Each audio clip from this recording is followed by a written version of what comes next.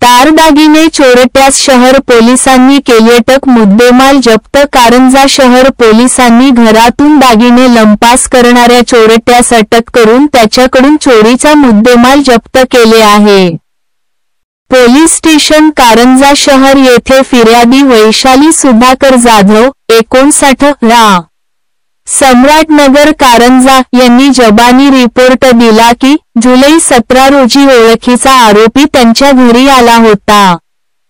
घर पाहण्याचा बहाणा करून फिर्यादीच्या घरातील कपाटातून एक सोनसाखळी वजन अंदाजे 13 ग्रॅम 580 मिली, किंमत अंदाजे 1,29,010 रुपये व एक सोन्याचे मिनी मंगळसूत्र ज्यामध्ये फुलाचे डिझाईन असलेले पेंडल वजन अंदाजे 16 ग्रॅम 500 मिली, किंमत अंदाजे 1,56,750 रुपये असा एकूण 2,58,760 रुपयांचा मुद्देमाल चोरून नेला.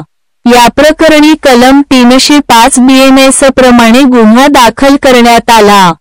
सदर गुन्ह्याचे गांभीर्य पाहता पोलीस निरीक्षक दिनेशचंद्र शुक्ला यांनी तपाससूत्र हाती घेऊन आरोपी शोध कामी पथक वेगवेगळ्या दिशेने रवाना केले. आरोपी शोध घेत असताना गुप्त माहितीवरून आरोपी शुभम उर्फ चेतन संतोष शिंदे 24 रा. टिटवाता बार्शीटाकळी जी. अकोला हा रिलायन्स बायपास कारंजा येथून पळून जाण्याच्या बेतात असल्याची माहिती मिळाल्याने सापळा रचून नमूद आरोपीस पोलिसांनी शिताफीने ताब्यात घेतले. आरोपीस विश्वासात घेऊन विचारपूस केली असता त्याने गुन्हा केल्याची कबुली दिली.